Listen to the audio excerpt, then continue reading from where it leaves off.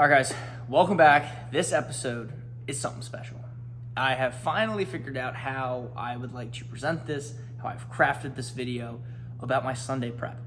And the biggest limiting factor was simply I was not the person that you were about to see in this video, where I'm on top of my game with meal prepping, keeping the kitchen clean, getting dishes put away, and doing what I'm supposed to be doing on a daily basis, being as disciplined as I've ever been to start off the year. And I'm very excited to share that with you guys. So let's get right into it. What you're gonna see first, before I get into the actual video, is a whole concoction of my pre-workouts and every shake that I consume throughout a week. I'm not showing you guys right now because I didn't do my due diligence in having the video timed out to where I can actually speak on everything. So what you're gonna see is the Podium pre-workout that I won from Boston Invictus that I'm still working on. I only drink that like once or twice a week. That's why it's lasted for so long. You're gonna see my Intraformance Thursday workout pre-shake, what is it called? My carbohydrate, that's what it is. It's a carbohydrate supplement that allows me just to, I don't have caffeine on Thursdays for my pre-workout. I try to keep that and manage that. I have caffeine Monday, Tuesday, Wednesday, Friday, Saturday, no caffeine on Sunday, typically, unless I want a cup of coffee. But you're gonna see that beta-alanine, that is gonna be what I use for muscular endurance, especially with the open right now. Now, granted, not a dietitian, not a doctor, but I am taking 6 grams of beta-alanine.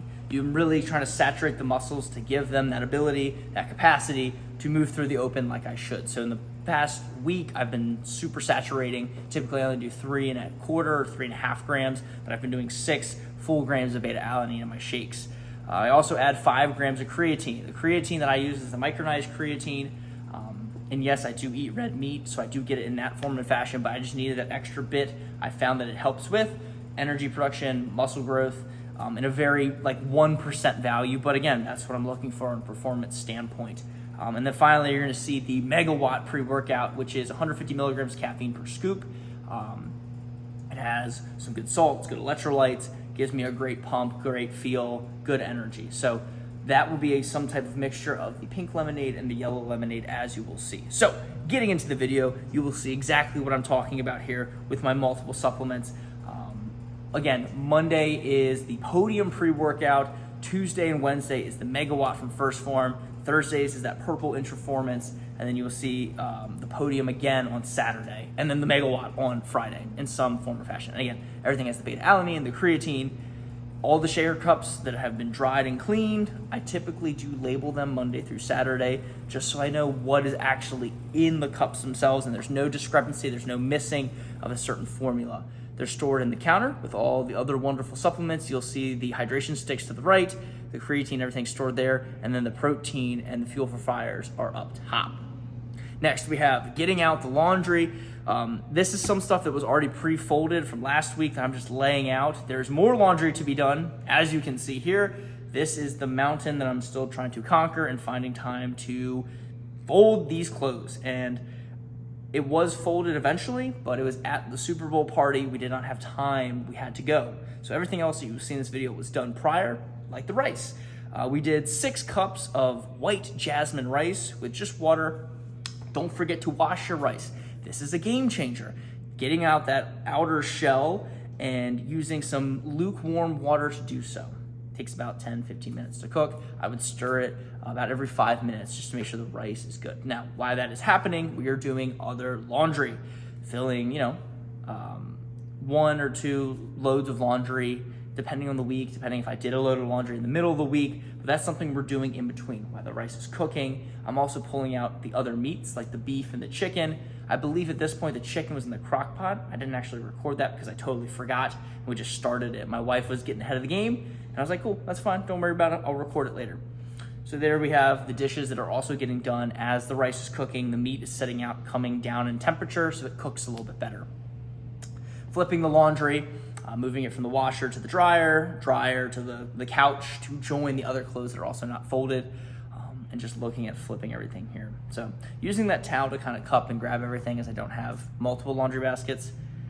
And the rice is done. This is 6 beautiful cups again of white jasmine rice. I just find it the easiest to consume. easiest to cook, and it holds good water. So we're doing 1 cup, and I only show 1 cup for video purposes. I don't want to bore you guys, so I'm speeding everything up here. And I do go back and add about 1/4 cup to each one. And we're using the spoon to kind of pat things down, keep everything tight. And then we're moving all the rice into the extra containers. This is what my wife and I will consume throughout the remainder of the week as part of our dinners with other excess meat that we have available. I don't show it here, but I do use a lot of eggs for dinner just because it's cheap, it's easy to cook, and we don't have as much time to really prep all the time and cook meals and sit down and make a meal every single night. We're very quick and very bland typically with our dinners. Very much the same thing. So we're loading up the dishwasher, getting everything situated. I can't remember why there was some stuff in the actual sink itself, but besides the fact, now it's time to cook the beef. So we're getting everything set there. I do use butter. I'm not a big olive oil guy. I do enjoy the flavor profile that the butter brings to the beef. So we'll do 4 pounds in each pan, so there's 8 pounds here total. I did spill a little meat juice there, and I'm always trying to get ahead of the game of cleaning up, as I always find the motivation kind of drains after the food is made because I tend to eat it as we go. And at this point, we're trying to start the cleanup process, so trying to stay on top of things as we're going here. One of the things with cooking the beef is simply making sure that the pieces are chopped up properly and that they are very easy to consume. So we start that thing off with just mashing the meat there. And now, while that meat is starting to cook, it's starting to brown, we're gonna be loading up my workout bag for the week. So we're loading up a hydration stick, and we'll do several of those. A liquid IV, which is the same thing, it's an electrolyte base, but it has carbs in it. And then for other fuel sources, we have Fuel for Fire and an RX bar. And the best flavors, I think, are honestly the blueberry and chocolate, 2 separate flavors. And then we're loading in, several Fuel for Fires, probably 2 RX bars, again, several of the electrolyte sticks, and some concoction of the first form electrolytes and liquid IV. So getting all those things situated in there, packed away nice and tightly. Typically by the end of the week, all of that stuff will be gone, and we'll have to do a reload either on Thursday or Friday to make that happen. So getting everything all in there, we'll move back to the beef, and we'll make sure that we get a nice even browning. We'll go through and we'll chop everything up again to make sure, again, good pieces that are easy to consume in small bites. So got everything laid out, got my cooler that is drying. We have the bags that I use to get the groceries in because most stores don't use plastic. There's my yellow journal, got my knee sleeves, my gun, my massage gun, my little satchel that I use to carry some smaller items. Got some cream. We have my bird timer. So unloading everything there, kind of making the bag fresh again. We're laying out the clothes for the week. We have my Monday clothes for work and the gym. Forgot underwear there. And we're just gonna load everything up. We're gonna get ready for Monday. Sometimes on Mondays I will go into the gym early. With work being a little bit more intense, not the case. So we do have everything loaded up into the bag. Now, I don't know why exactly, but I think I loaded up both sets of clothes here, but I did end up pulling out one or the other. Just a habit, I guess, of just getting everything in there tightly packed. But yes, I will have my complete gym bag packed and stocked, ready to go with one, nutrients, and the second gym bag will simply be the clothes, also set out, ready to go. With the meat being fully browned, we are going to drain out the fat. The main reason I do this is not for the calorie restriction necessarily, it's honestly for ease of cleanup. When there's a lot of fat residue in the bottom of the Tupperware containers, it is an absolute bear to clean and scrape that off. It becomes a hassle and a mess. So I simply do this just to negate that throughout the week because you have 5 meals of the beef and rice. That's 5 meals of extra time you have to spend cleaning, and it gunks up the sponge, it gets your hands all textured. It's just a hassle. So simply just drain the fat just for convenience of cleaning. It's not even like the nutrition part of everything.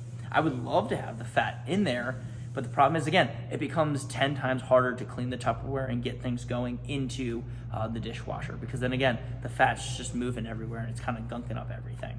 So as you will see there, I did measure out my food. I zero it out each time because the rice differs slightly between 1 and 1 1/4 cups, and we're measuring out about 7 to 8 ounces of beef. The next part, something health-wise, as pesticides are in everything and we all are getting probably poisoned by the foods that we eat. that have all these pesticides. So to negate that, we are using pure baking soda with lukewarm water, and we are going to submerge the whole bag of apples. We'll do this in 2 turns. So here we're just mixing everything, dropping in the apples, letting these soak for anywhere between 5 and 15 minutes. There isn't a desired time. It's just a time that I think, and every few minutes I'll, touch them and move them, flip them around, move them in position. And we'll do the same thing here for the grapes. I will keep them on the vine, and I will strip them from the vine later on after they are completely cleansed. So getting in again, another good dose of baking soda, making sure the water is nice and mixed. That lukewarm water really, or semi-hot, I guess it's hotter than lukewarm, really allows everything to dissolve and then actually physically take the pesticides off of the fruit. So here we have nasty ones. I'm also trying to triage and look for any miscellaneous grapes that aren't of good quality to eat. And then again, while all this is happening and soaking, starting to get some dishes going, we're going to be flipping laundry. So taking stuff out from the dryer or washer into the dryer.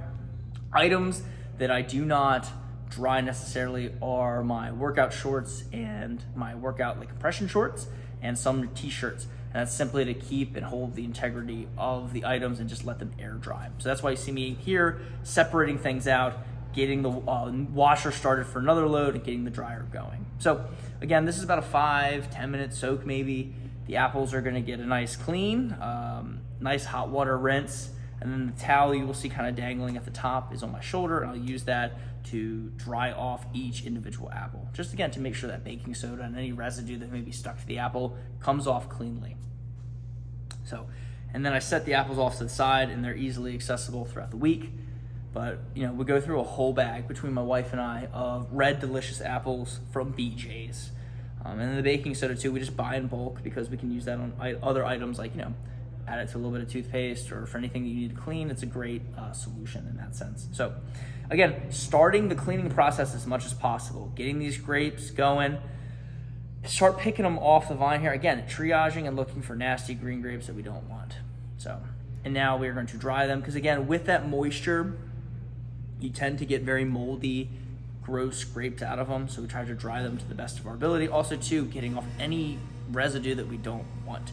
We kind of just shoot them into their containers as you see here, and then it'll be redistributed into the chicken once the chicken is through. So again, going through, cleaning, trying to get ahead on the prep. It's one of the biggest things. I feel like once I get the food, the cleanup is part of the worst, I guess mentally speaking. So this chicken was put in sometime in the AM, and it wasn't necessarily cooking long enough. So a very poor job here of actually shredding the meat. So I wish I would have cooked it for a little bit longer. I didn't actually pull everything out from here. I only pulled enough chicken from actual meals. Again, we're weighing them out. We're looking for, between 7 and 8 ounces of chicken. Again, not a perfect measurement, but I have a better idea of not getting under 7 and not going over 8 in that respect.